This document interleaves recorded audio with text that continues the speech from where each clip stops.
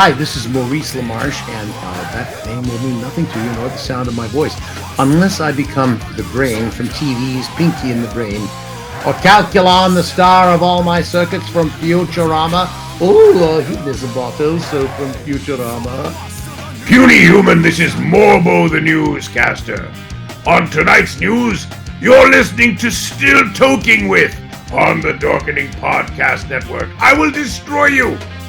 Now I'm proving that this battle I am never losing. I'm choosing to ignore the cuts and bumps and bruises.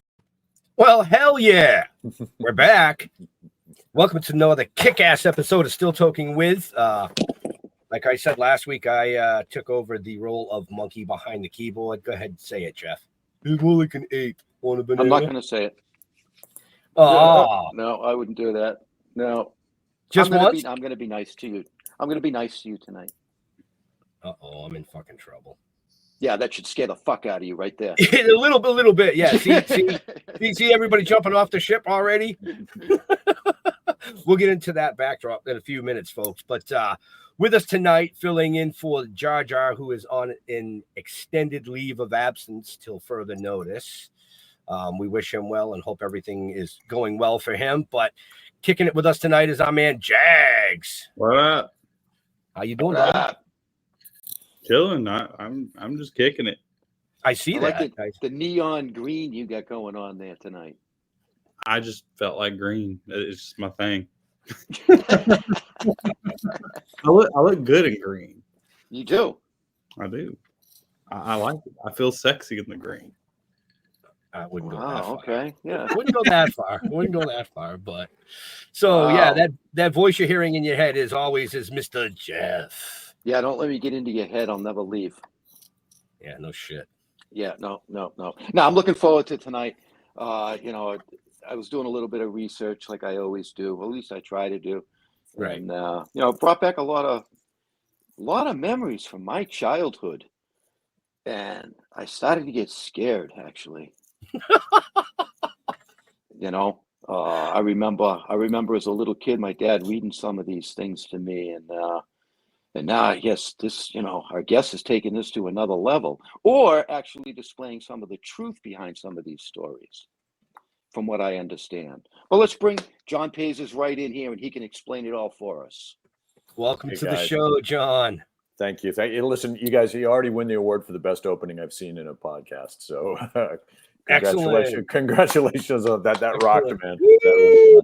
We'll give that up to Leo Pond, the producer of the Dorkening Podcast Network. And he's usually the monkey behind the keyboard, but another one that's taken an extended leave of absence from a lot of shows this year due to personal reasons and buying houses and all that. Just a lot going on, right? A lot going on. All that adult shit, right? Yeah, literally all that adult shit. Kind of like what we're going to get into tonight, some of that adult stuff.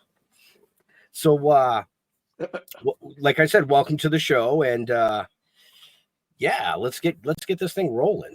Let's do it. So let's do it. Let's talk real quick about the backdrop I have here. This is actually some of the artwork, if I'm not mistaken, from the upcoming book, Mother Goose Reanimated. Yes, it is indeed, and we already released. We're available on Amazon now, so we'll put those plugs in later on. But this is one of 12 reimagined nursery rhymes from the Mother Goose collection. And as you know, these original Mother Goose rhymes were things that were passed down generation after generation, and these things are hundreds of years old. Right. And so who knows how they have morphed in those hundreds of years, being, passed along as verbal communication and then put into songs, many of them. And we really wanted, as an organization, Performing Arts Studio West is our studio, and right for your listeners and watchers, we work with adults with developmental and intellectual and physical disabilities. We've been around for 26 years. Thank you. We teach acting, music, and dance. We do original productions, live productions. We've done We've done film, we've done theater, we've done small intimate things, we've done huge, musical productions with over 80 people in the cast. And one of the things that we really, a web series, we've done a ton of stuff. Wow. And we wanted to really do something that was different that we hadn't gotten into because, we also have a talent management division, and our guys have been, between our original productions and everything in the entertainment industry, our guys have been casting over 3,000 roles in the past 26 years. And we wanted to do something different. We wanted to figure out something. What haven't we done? What haven't we done? Right. And we really hadn't done any print work, any original print work projects.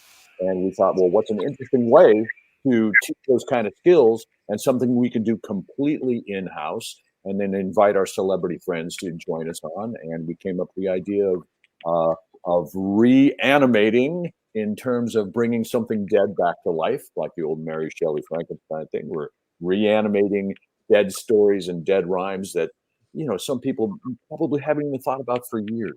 And how can we look at those with a modern lens and put a twist on them that sends them to, the reader to a place that they wouldn't have expected when picking up the book. That's awesome. That's awesome. Yeah, I like it. I mean, I think that, like you said, these are, hundreds of years old, probably, from what I read, Mother Goose actually originated in the Boston area, correct? It's so ambiguous. Some people think, it's a piece of Americana. Other people think it's, in the British Isles. I've heard, people thinking or theories that they were Dutch. So who really knows? Who really knows? They're always trying to steal our shit. Come on, man. They're always trying to steal it. I mean, I guess that Boston would just make sense. It's one of the oldest places in the country. So, hey, listen, man, we gave them back the tea. What else do they want? Yeah. Just threw it right back at them. Threw it right back. No, just, you know what I mean? Right off so the they, tracks. so they decided to give us the goose. Yeah, pretty much. We've been goosed. I do want to ask. Sure. What you've been doing the Performing Arts Studio West, like you said, now for 26 years? 26 years, yeah. Wow. What got you involved with that type of theater? Right. With helping folks with, folks with disabilities, whatever form they are. What got you involved with that? Well, I've been an actor and a singer and a dancer and musician since I was about 15 years old. And so, I've done a lot of things. I've done a lot of theater. I was in rock bands. I've, done film, did a little bit of television, a lot of theater, a lot of plays and stuff. And when I moved to Los Angeles, I'm originally from the Bay Area, from Northern California, and moved to New York to go to acting school. And then when I came back from New York to Los Angeles, that's when I was in a band with my brother, and we were kicking around the Sunset Strip for 5 years, trying to make something happen and knocking our brains out and having every bit of fun that you could have back in the early 80s, which was a lot of fun, actually. And my day job was working with adults with autism. My mom is a special education teacher, so I was used to being around the population, and it was something that was just a very comfortable fit for me. And I had done a little bit of teaching assistant work up in the Bay Area, in Silicon Valley area, and so it was a perfect fit. And working with this population, I was at an agency called the Brentwood Center for Educational Therapy for 17 years. I started as a classroom instructor, ended up as an associate director. And that whole time I was in bands and getting my theater career and my acting career back up and running again. And I just found it, I found it so goddamn fascinating working with these guys. And the funny thing is we were all around the same age. And these were some guys that were really, really seriously impacted by their autism. We're not talking about people that were genius in one area and very, very functional. These were guys that needed a lot of support and a lot of assistance. And I found the system at the time really dispassionate and uncreative. And I'm just going, God damn, what can I do to bring some light and some passion and some energy into these guys' lives? And so because I was a musician, I would bring my guitar into the classroom. We had a piano in the classroom. I was always role playing with these guys. And I really saw guys that were very disconnected, all of a sudden just focusing in on something and relating to something, whatever that might have been. It might have been a line from a Frank Sinatra song that their parents had played when they were kids or something, or a piece of pop music from the late 50s or early 60s. And all of a sudden the light would go on in them. And I said, well, this is some just kind of file in the back of my head. And so when that agency closed in 1997, I found myself unemployed. Right. And I'm saying, okay, well, what am I going to do? What am I going to do here? Okay. I know about working with adults with disabilities, and I know some things about the entertainment industry. And what if we just crash those two worlds into each other and see if we could, make something happen?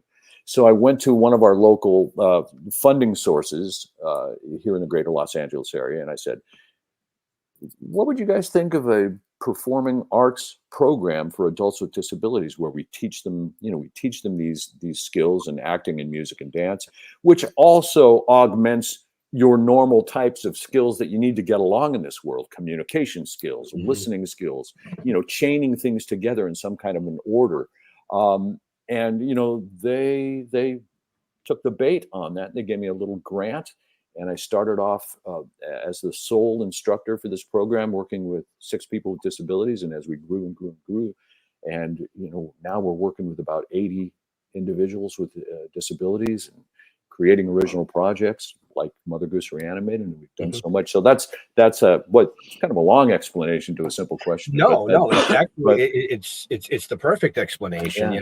It's all in the details. Well, right. Yeah, I mean, if you summed it up in like 3 words, people wouldn't have been able to, first of all, see the passion that you have for it, and the listeners later wouldn't have been able to hear the passion that you have for it. Well, and the reason I asked that question is, I have children. My youngest daughter went to school for early childcare with disabilities. Oh, okay. So she's in that field as well. And then Jeff and I did a little work with the Prospect Theater in Connecticut, which is a theater similar to what you do. Okay. With children and adults with disabilities. It's a movie theater that's run by a lot of people with disabilities, and it's an amazing, like you said, the experience was fantastic when we went. It was amazing. Give me the name again. Prospect Theater. I want to look them up afterwards. Yeah, the Prospect Theater. Okay, and that's in Connecticut. It's in Connecticut. Yes, okay. I can't remember exactly what town, so forgive me. But what they did is the owner bought an old theater, and they run various movies and things there. But 90% of the people that are there working are adults with disabilities. That's awesome. So they have come up with their own line of popcorn. They have like their own line of maple syrups. It's just an amazing thing. Wow. Wow.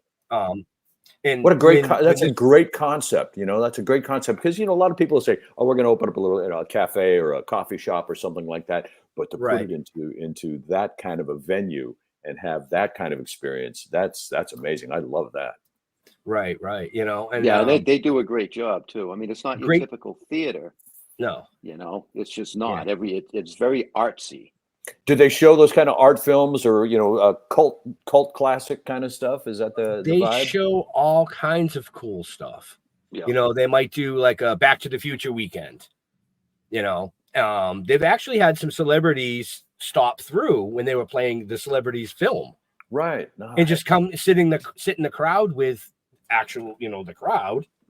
And it's an amazing thing. So when this was first pitched to me being the guy that does the booking for our show, the first thing I saw was the adults with disabilities. And I said, I don't even give a shit what he's doing. Right.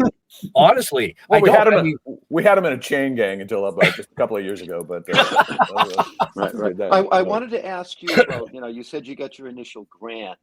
Now 26 years later, how are you funded? Is it, you still getting grants? No, it's mostly through strictly through the state of California, through the Department of Developmental Services and the Department of Social Services.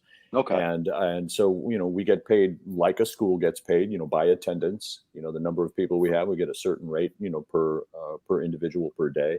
So we got to keep those numbers up. We got to keep them interested. We got to keep them, fascinated with things, and that's why we really try to come up with things that are different, intriguing, and something they can sink their teeth into, and something that they can show their friends. It's like we're very product oriented. Like I said, we've done web series, and we finish up a web series, and bam, there it is. It's up online. They can show your friends. There I am playing this character. We're working on a film right now, a short film called the Last Great Holiday Show, about a theater, a local theater in an actual town was just called Slick Poo, Idaho.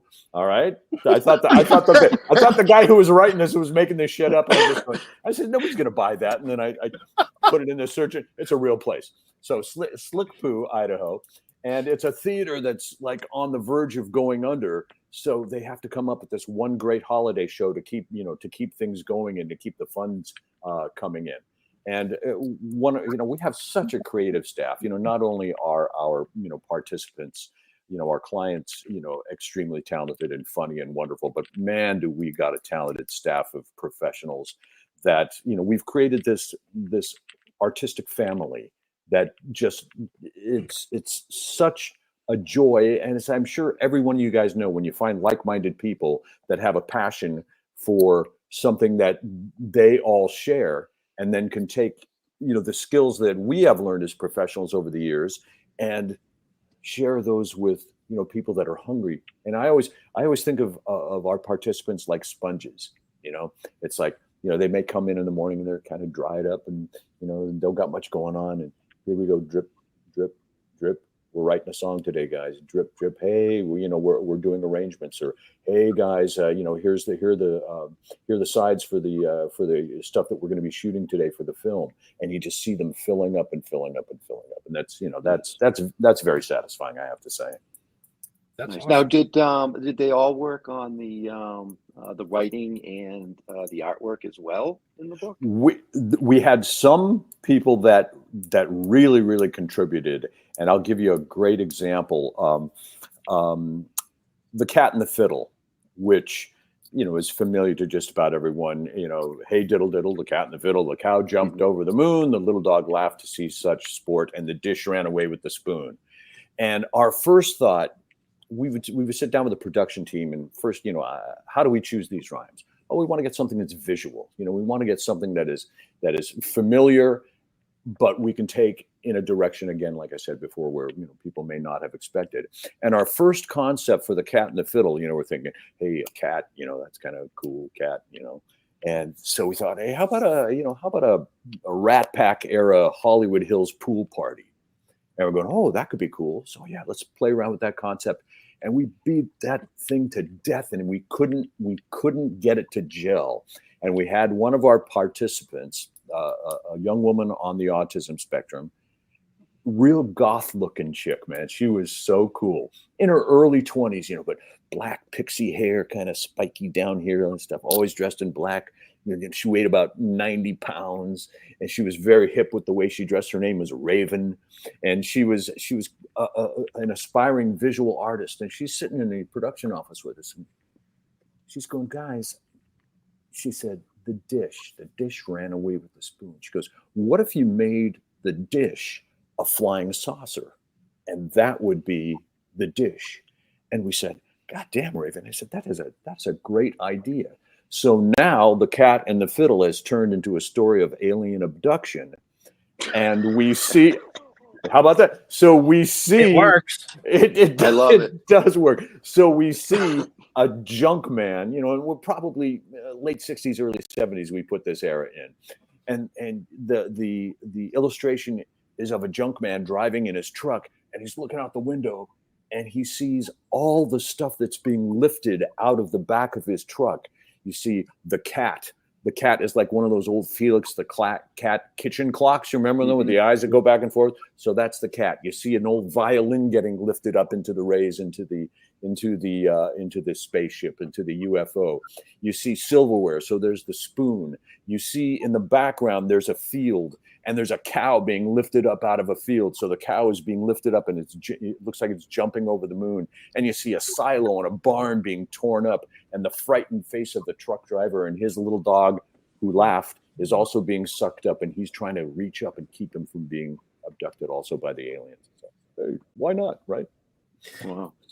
I mean, shit. I love it. Yeah. So now you said I kind of want to buy the book just so I can see all the cool. Oh, but hey, yeah. Hey, now, you know what? Yeah, go ahead, Jeff. Sorry. I was going to say there's tons of Mother Goose rhymes and stories and such. How did you narrow that down to pick? What'd you pick? What'd you say? 12? 12. 14? Yeah, there's 12 rhymes. And that's a great question. And I'll allude a little bit back to what I said previously. You know, we wanted most of them to be rhymes that people were familiar with, you know, like Humpty Dumpty, or there was an old woman who lived in a shoe, or Old King Cole was a merry old soul. So familiarity was one of the criterion. We did bring some in that were a little less familiar, maybe more. Cool. Yeah, but cool, and maybe more so to me because I'm a little bit older than some of the guys on our team, and it's sad to think that some of these rhymes have faded over the years. I don't know now. Do parents sit down? Do moms sit down and read Mother Goose rhymes to kids anymore? I don't know. With everything else that is out there, but that's one of the reasons too that we wanted to bring this shit back, because if it wasn't something that people were familiar with, it is something that they should be familiar with. Because Jeff, what you had said earlier too about these rhymes, who knows what they really evolved from, and a lot of them were very dark and were a commentary on social issues, on religion, on class structure. Yep. And we just really found that we wanted to grab ones that were familiar, but something that we could do something really visual with. So I don't think growing up, my parents never read that shit to me. Never. It shows. And that's what made you the man you are, Jags. Yeah, I'm just like, I have no idea what they're talking about, but I'm wow. Yeah, no, wow. I mean, I remember my dad pulling that book out. I mean, that thing was. I mean, that was a big ass. That was a big book. I remember him pulling them out and whacking me with it too. I mean, that too, but And and even at that early age, guys, and I mentioned this in the forward in the introduction to the book too, is that even as a kid, there were some that were just like, oh, that's cute, and there were some that were like, oh, that's a little bit creepy. What is that even about?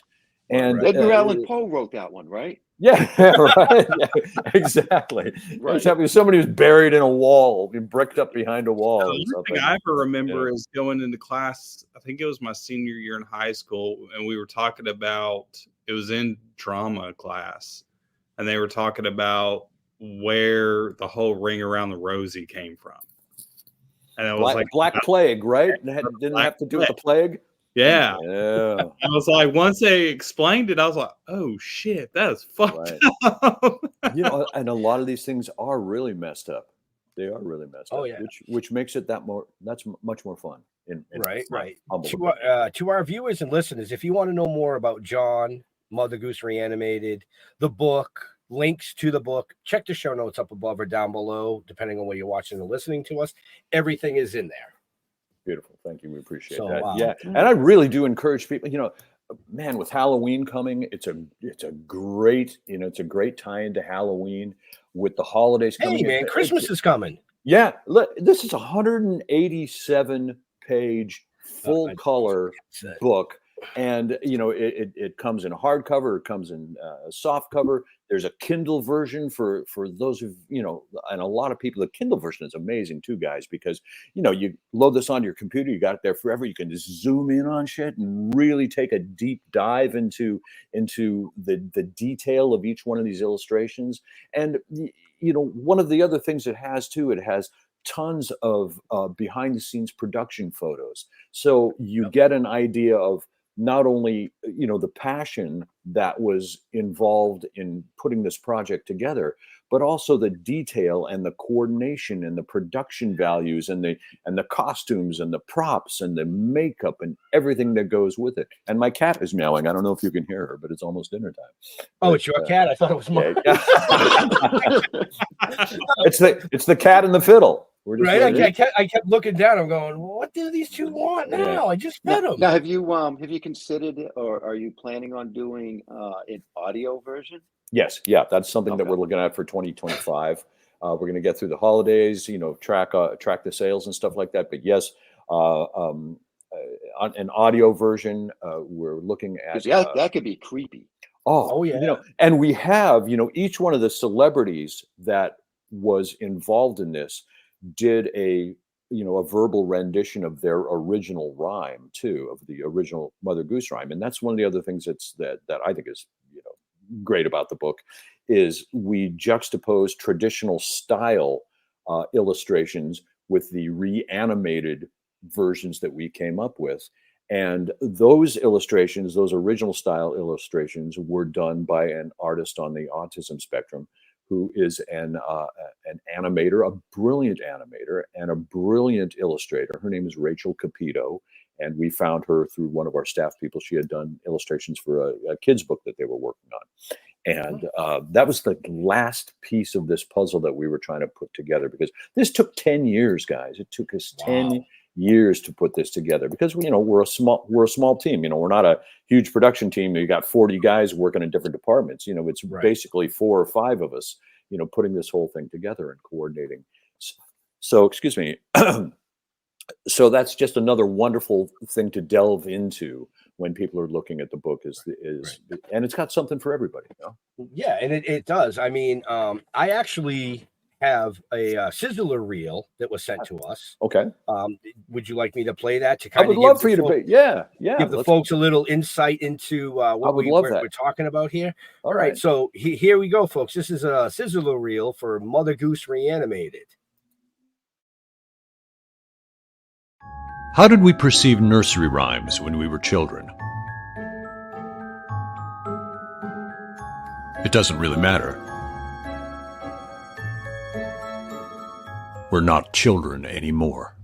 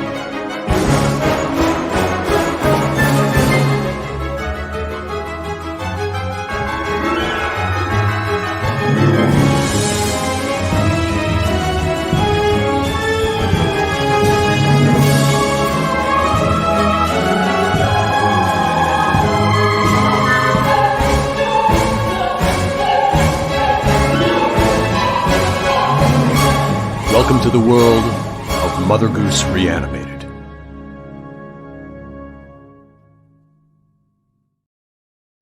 See, fucking creepy. Woo! Fun, and there you go, folks. I mean, that's just a little taste of what we're talking about this evening. In that sizzler reel, we saw a lot of names associated with this. Yeah, we've had some wonderful people who have become friends over the years through through projects that we've worked on. You saw Deborah Wilson in there from Mad TV, and she does so many video games. Batman: The Enemy Within, Star Wars Jedi Fallen Order, and she's the new voice of Ursula the Sea Witch for the new Disney projects that are coming up since the passing of Pat Carroll.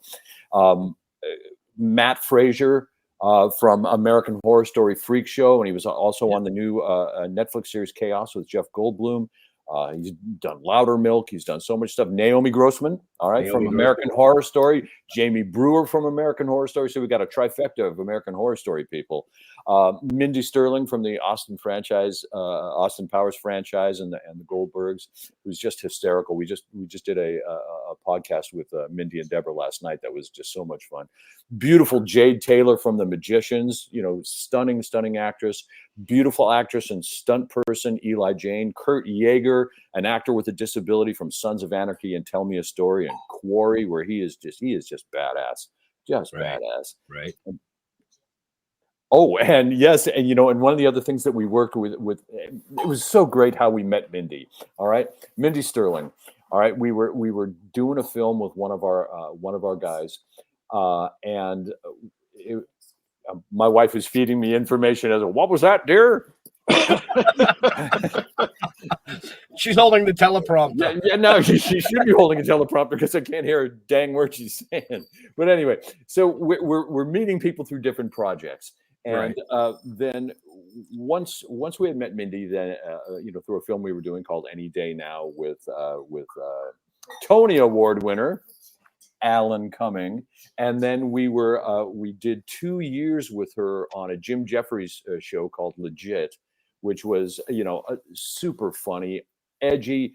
We had a guy on that show as a series regular for 2 years, and they probably used 10 to 15 of our actors with disabilities over the years. So as we meet people and we bring them into the studio, we have a program called Meet the Biz, where industry people come in and they talk about their careers, they answer questions, we do a Q&A, they do some improv work and some stuff. But we've met so many wonderful people, and that's part of the magic of this book is bringing our community together. And 90% of the people involved in this project, creators, actors, and our guys, 90% of them identify as someone with a disability. So that just really shows the talent and everything that goes along with making this something that is special. One quick little thing, because you had the mermaid thing up earlier, Ben, is when we were trying to get the idea for this, and we thought, mermaids would be cool, pretty maids all in a row. That's Mary, Mary, quite contrary. How does your garden grow? With silver bells and cockle shells and pretty maids all in a row. And we thought, maids, mermaids. All right. Who have we met? We had become acquainted over the years with 4 gorgeous actors and models who were either quadriplegic or paraplegic. And in talking with them, we said, would this be something you guys would be into doing?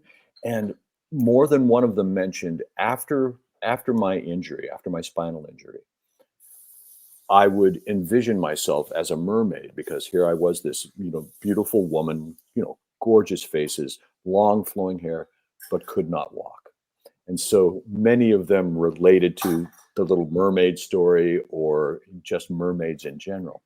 And to find that kind of commitment and enthusiasm from these talented and beautiful people that we're working with, really, really, it's just putting candles on this cake. Right. Well, that's amazing. It's always the mermaids, Jeff. You notice that? Well, yeah. I mean, we can blame the mermaids for starting the show. Literally, we can literally blame the mermaids starting the show 5 years ago. Yeah. Oh, yep. Fill me in on that. What was that? I don't want to know, Jags. I said, no, you don't want to know, dude. It was right at the end of 2019. Jeff and I were on the circuit, doing Comic Cons because of what we created. Mm-hmm. We're in the cannabis industry, the comic industry, entertainment, horror. Shit, we've even done music festivals. Beautiful. But anyway, we were at an event, and we're friends with a gentleman by the name of Philo Barnhart. So Philo Barnhart is the creator of The Little Mermaid for Disney. He was a second generation Disney legend. His parents worked for Disney. He was the little boy in Mary Poppins flying the kite with his father. Yeah. So anyway, long story short, we were chatting, and he was a little down, and I said, "What's the matter?" He said, "It's the 30th anniversary for The Little Mermaid and the 40th anniversary of Star Trek, which he had also worked on." And so I looked at Jeff and I said, "We're going to do a live show with him." And Jeff's like, "No." Yeah, I wanted no part of it. No way. We are not. No, we're not doing. I'm like, no, we're doing this for Philo because somebody of that caliber deserves the recognition. So let's do this. And we ended up doing our first show with Philo.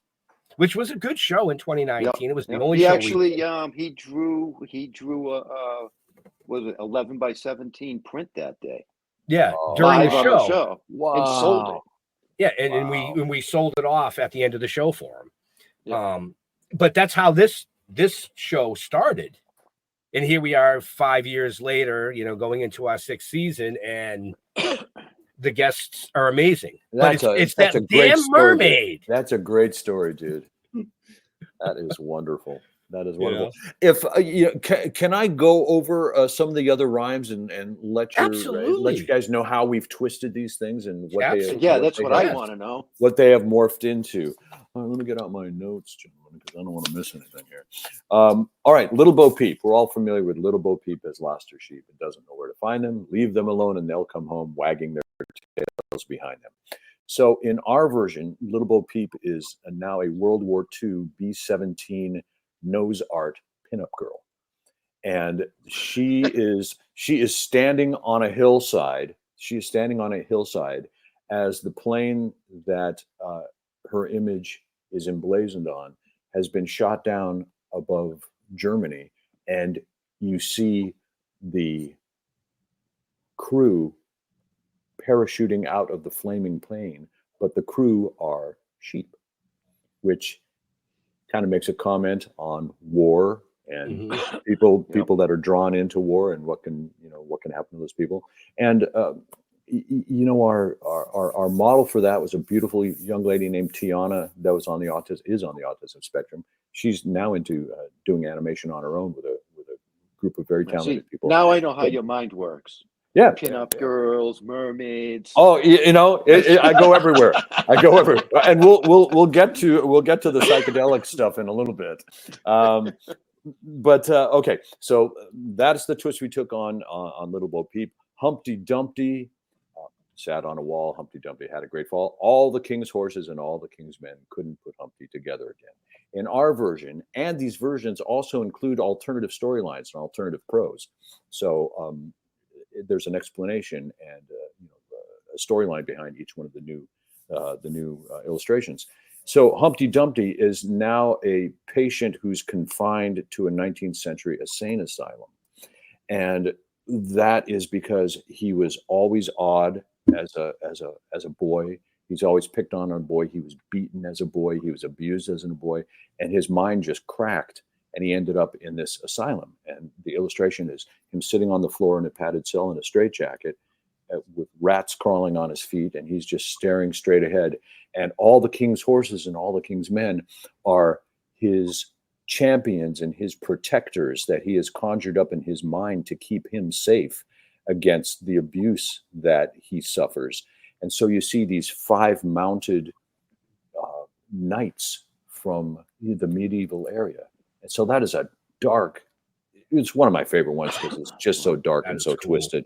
Little Miss Muffet is now a 1960s psychedelic pop artist who paints better when she's using psychedelics. But then again, who doesn't? What did she sit on?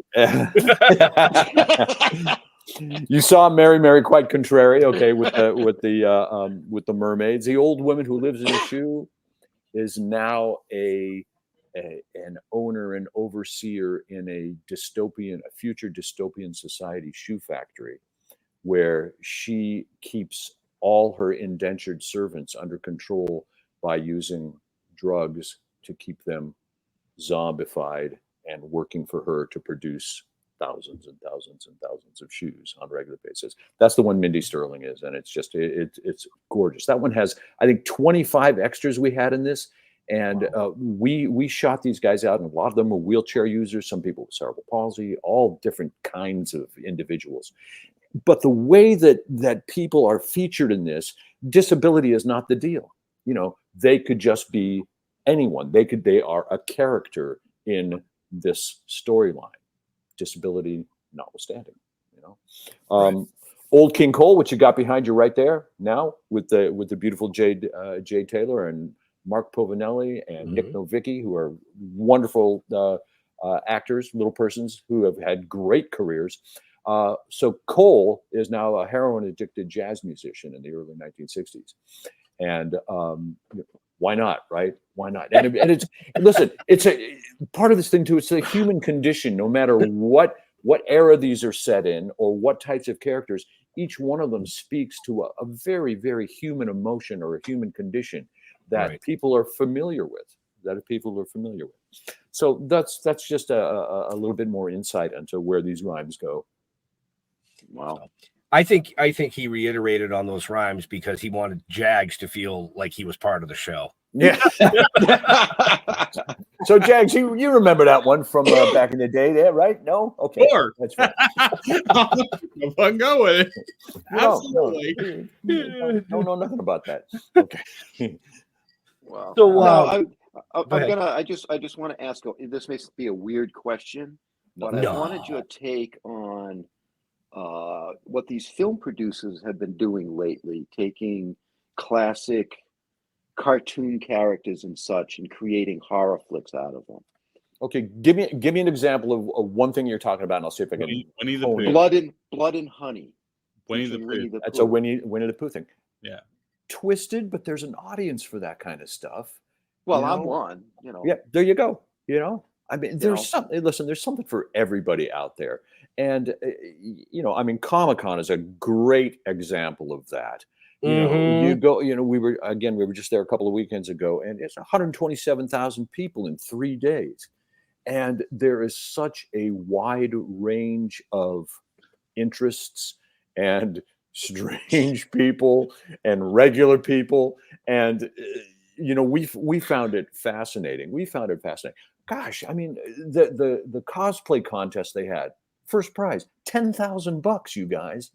Wow. $10,000 for first prize, second prize $7,000. But then you think people put a year of their lives into creating these characters and these costumes, and they devote so much of their creativity to this, and why not? It's a valid and creative and an amazing way to channel your energy and your creativity. So have you gotten any negative feedback? I mean, how could you take a nursery rhyme like that and make it so dark? Okay, I'll give you one. And again, so that's a yes. We won this person over. I will give you that. But one of our moms, okay, the mother of one of our participants, and she was one of the background people, and there was an old woman who lives in a shoe. Okay. And Mindy Sterling, as the old woman in the shoe, she has one of her, captives by the hair, and then she's holding a cat of nine tails, and she's getting ready to clobber another guy who's cowering like this. And then you see all the other employees or all the other indentured servants in this factory are sitting around watching this. And so we were showing this rhyme to one of the moms, and she's going, "Oh," she goes, that's a little bit dark and a little bit frightening." And I just kind of winked at her and I said, "Yeah." I said, "It is." And she goes, "Well, do you think that this is appropriate for this population?" And I said, "Look, it's everyone's choice. We're going to offer this to people, and if they want to participate, great. If they don't want to, we understand." And not one of our participants said, "I don't want to do this." And when the book is now all together and it's in context with everything else, with the behind the scenes and how the production, how each one of the rhymes was developed and the illustrations were created, everybody now is just going unbelievable. But we do the same thing whenever we get auditions for our guys on a regular basis. Guys are going out all the time, and we give them a choice. Is this a project you think you can relate to? Is it too edgy? Is it too corny? Is it too childlike? We give them that choice as any actor or any adult. You're given opportunities in life, and you have that opportunity to say, yes, this is for me, or yes, this is not, or no, this is not for me. I hope that answers your question, Jeff. Oh, absolutely. I'm that guy. You ask me a question, I'm going to go. No, I love it. No, that's great. And that makes for a great show because we have to talk less. So, tell me a little bit about, I mean, there's 200, I saw 293 episodes of this Meet the Biz. Yes. Yes. Tell us a little bit about that. All right. This was started even prior to him coming on staff as one of our acting teachers and coaches and industry liaisons. This was started years ago now by a gentleman named David Zimmerman, and I'll have to tell you guys, it was insane during the pandemic because he had a show every god dang day where he would go out and seek people from the industry. He did probably about 300 shows in a row without taking a break. And, interviewing, actors and directors and, set designers, every possible type of individual who would be involved in the industry, writers, producers, musicians, cabaret performers. And, I still am in awe of how David has these connections. And so that's been around for some time and continues to be an amazing part of, what we have under the umbrella of Performing Arts Studio West. And some of these are in-house. They started in-house because, before the pandemic, we were, fully open, 5 days a week, doing classes, doing, productions and stuff. So we'd have the people come in, it switched to online. Now it's a blend between people coming in person and people doing them online as well on Zoom. Okay. Yeah. All right. Thank you. I wanted to know a little bit more about that, that side of things. Yeah. And those are all, oh my God, we have, so many of those are up online. You just go to our, our YouTube channel, PASW TV, which, has so much content. Not only those, but, there's over 3,000 classes, instructional classes in music and production and acting and dance and movement and spoken word, all that kind of stuff. So tons of stuff. Wow. So what's next? You fucked around with Mother Goose. You're going to do it to Dr. Seuss? Do it. Horton. Dang, do it. Horton hears a who and gets his sphincter. It'd be like Horny Horton hears a who. Yeah, something. Oh, well, as I said, we're working on a movie right now. We have huge plans to expand what we've really just started with Mother Goose Reanimated. I mean, we just we just released this thing in September. We're a month out, and we're already getting thanks to guys like you, we're getting a lot of traction on this stuff. We got a lot of interest, and there are some very ambitious and I think very achievable plans for 2025 that I could see this being like a 2-season limited series. Shorts. It'd be shorts. Yeah. I could see it though. I really could. Totally. Yeah. And we've, like I said, I can't remember if I said that on the air or not, or when we were talking a little bit before we opened up, but we've done a couple of live action short pieces. We did one to Diddle Diddle Dumpling, My Son John went to bed with his trousers on.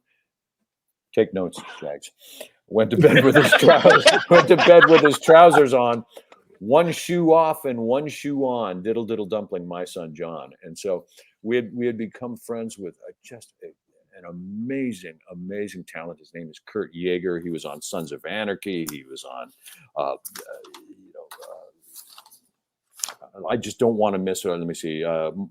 Tell Me a Story. He was on a series called Quarry. This guy is a badass, and he was a competitive BMX rider, just super athlete, super athlete. Not related to his BMX work. He got in a motorcycle accident, years and years ago, and lost his left leg. So he's a below the knee amputee. And he spent almost a full year in and out of the hospital, had, I think, over a dozen surgeries. But this guy now is, if you put the four of us together in a room, he could kick all our asses simultaneously. I mean, this guy is so tough and so talented. So My Son John is now the story of a 1970s era Los Angeles detective who gets himself in trouble with the mob, and he is trying to find out how to extricate himself from this situation. So we did a short on that, which was just a little bit of a teaser. And then we did a short on Little Bo Peep too, that has the crew of the plane and, you know, them going down and the whole deal. So, you know, part of the thing we wanted to show the industry is, you know, we have the chops to be able to produce as well as you know, creating something in a print form. We've done just about everything. So yeah, fantastic. So there you go. So there you go. There you go. And like I said earlier, folks, you can find out all this information in the show notes up above or down below, depending on where you're watching or listening to us. Yeah, I said it. You did. Twice. Yes. Twice. Yeah, we appreciate that. Yeah. So the I'm guessing the overall perception of this project has been extraordinarily good. Yes, absolutely. I mean, we're just getting a ton of positive feedback because it's, you know, it's really unprecedented. It really is. And, you know, the depth that this goes into, and as I said before, it's got something for everybody. If you're a production designer, if you're an actor, if you're a prop person, if you're a wardrobe person, if you're an illustrator or an animator, it's got so much. And you know, our artist who did the reanimated versions, Evan Rawl, this guy already has 25 books out of, you know, short stories with, you know, illustrations and stuff. And well, where was I going with that? All right, he already that was a total squirrel. That was a moment. I will say when Ben first told me about, you know, about you and Mother Goose Reanimated, I mean, obviously I had never heard of it. And the first thought that popped into my head was just some ass corny zombie thing about Mother Goose or something. You know, the first thing I thought of was, hey, everybody is dark and twisted at some point. Yeah.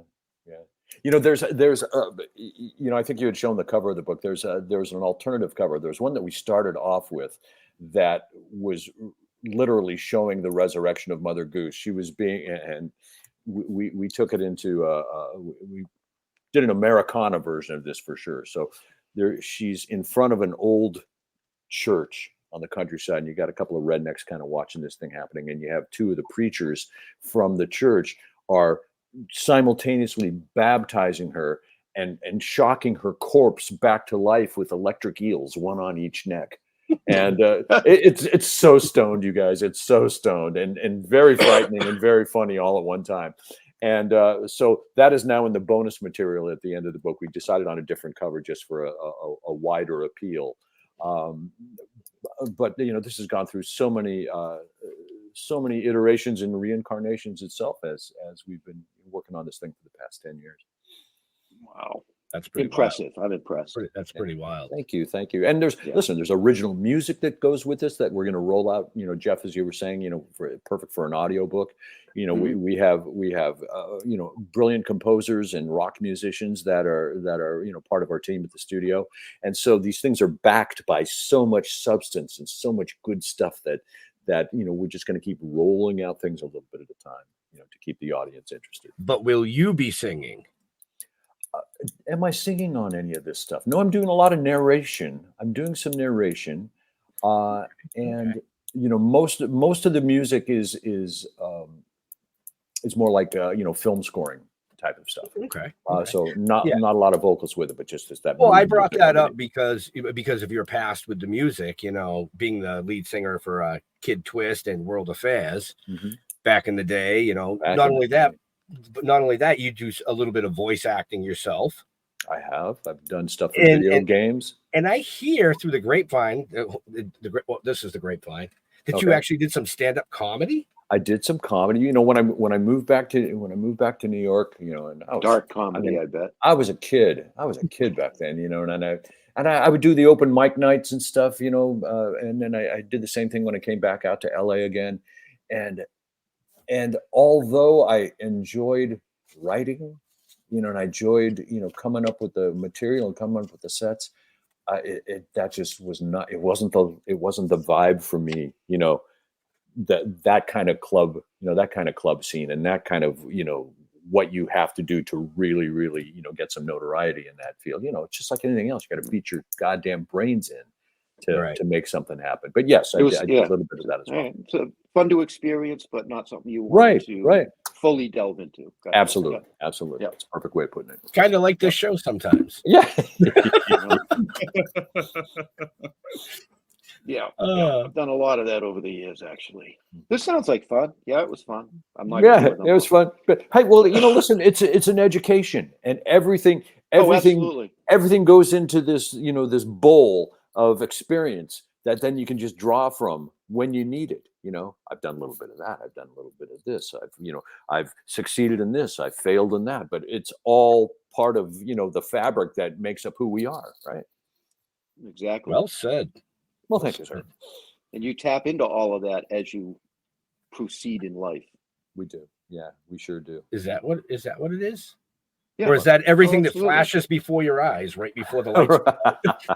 Well, it's even, 45 years ago, you do something, and like yesterday, it's like, oh no, I already did that. Don't do that again. Yeah. Right. Yeah. Lessons learned. Yeah. Right. But you still stick your tongue on the light socket. So what's the point? Yeah. I use my finger now. Oh. Why don't you just do it with the fork and just get it over with? Yeah. Right. Take off the rubber-soled shoes and stick the fork in the socket. Stand in a bucket of water. You'll be fine. Sure. You'll be fine. It only hurts for a minute. Mm-hmm. Yeah. You don't change the light bulb in the shower when it's on. However you want to do it, whatever does the job quicker, I guess. Right. Well, it's a good wake me up. That is shocking, to say the least. But I'm just not going to go there right now. So we are getting close to time. So, Jags, seeing how you've talked so much tonight, do you have any questions for our amazing guest, or a last question? I don't think I've learned a shit ton during this show that I had no idea about. So it was worth the learning experience. Jax is going to call me tomorrow and be like, dude, I went out and bought that fucking book. Holy shit. I'll tell you, Jags, one thing that would just flip you out is in our Jack and Jill, the actress who plays Old Dame Dobb, who we turned into this kind of shaman, mysterious shaman, Deborah Wilson. If you take a look at, she is inked everywhere on her entire body, and she is a gorgeous, gorgeous African-American chick. Shaved head. She's got the ear things. Yeah, she's got that going. But she brought this stunning array of real tattoos that we exposed to advantage of the book, advantage to her. It's beautiful. I mean, you would love it. I'm definitely interested in just Naomi Grossman, because I've met her so many flipping times, because I've acted. I used to do indie horror films a lot, and I've done a lot of Comic Cons, and I've ran into her 50 bajillion times, and she was amazing. It's on the screen right now for you, She Jack. is amazing. Yeah. Yes, there you go. So far screen right is the finished version. All the way on the left, there we are working with Deborah, and you see some of our participants, and we would use each one of these photo shoots, guys, as a learning situation for our guys too, because we knew that almost every one of them was going to be involved in one of the illustrations or another. So there's constant learning going on. Right. Wow, that's fantastic. It is. Jeffrey, any last questions? Yeah, I always have two. Yeah, I'm going to shake it up a little bit. Because I know you're a cat guy, because I heard your cat was hungry, so I'm not going to ask that question. So my first question is, what do you like on your pizza? What I've been into lately is, you guys are going to kill me for this because it's so fucking California. Chicken, red onions, and arugula. If I'm going, I know. If I'm going traditional, sausage and mushroom. Look on the mushrooms too. Actually, I love mushrooms. I just can't do sausage. Yeah. Okay.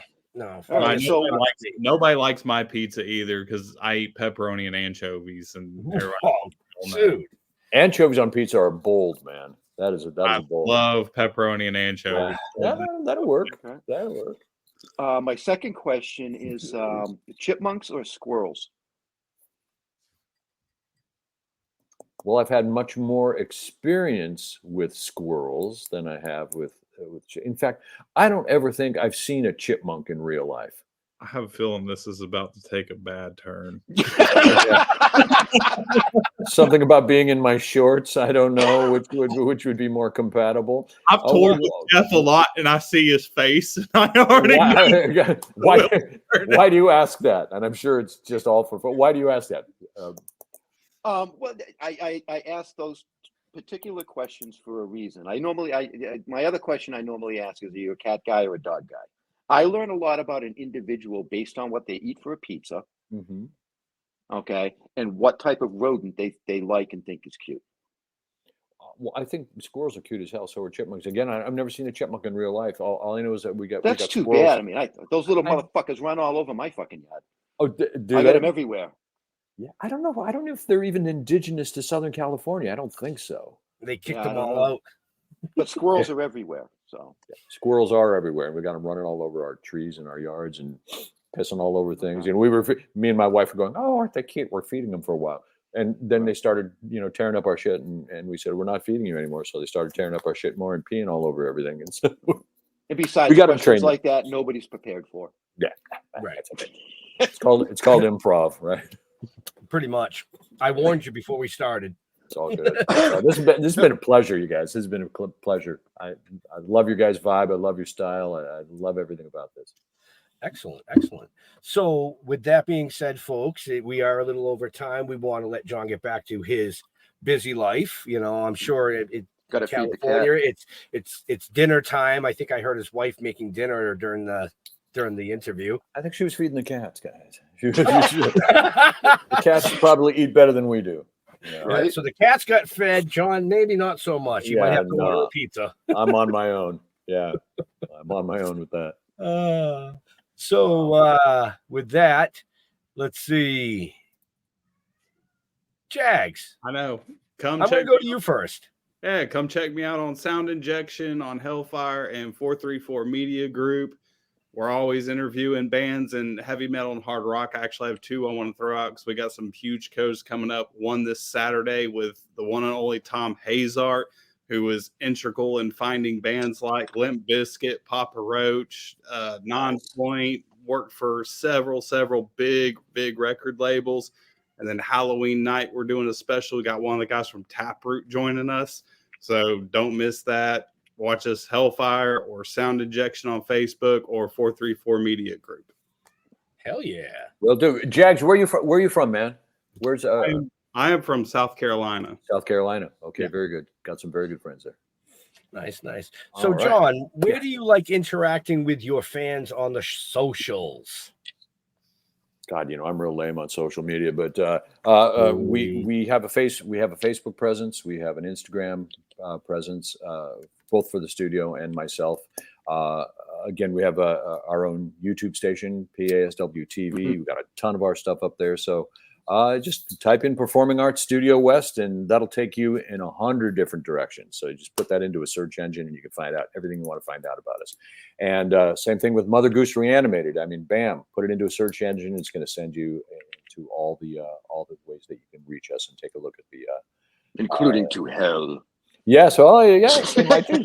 And then also the website for and you guys will probably put this up, but I'll mention it anyway. Eben, EBEN, RAHL.com/MGR is the Mother Goose Reanimated website.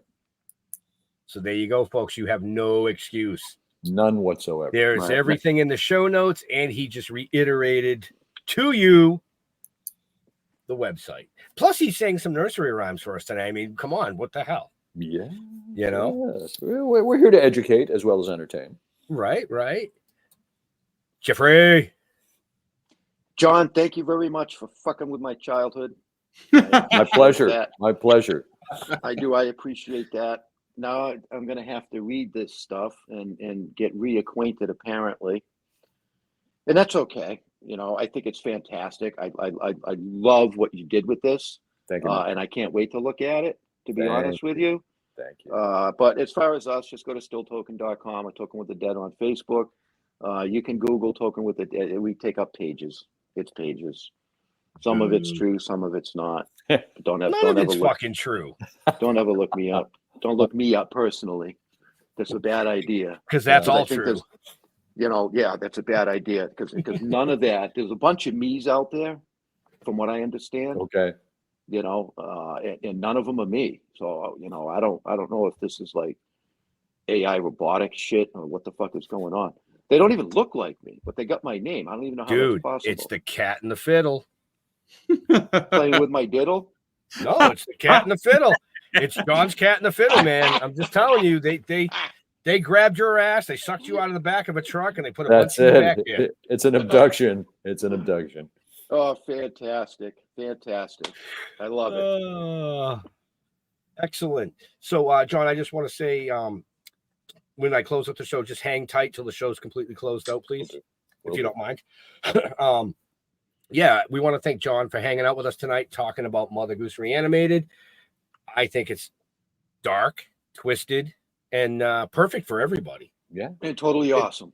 It's got something for everybody. Right, amazing artwork, which you've seen on my backdrops this evening. If you didn't see the sizzler reel, well, go back and watch the show.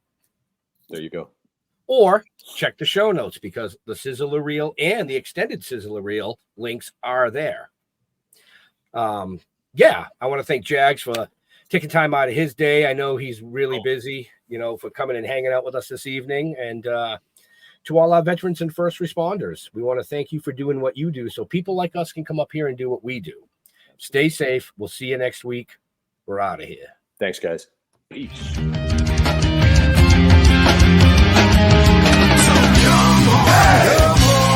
on, step it off, bring it down.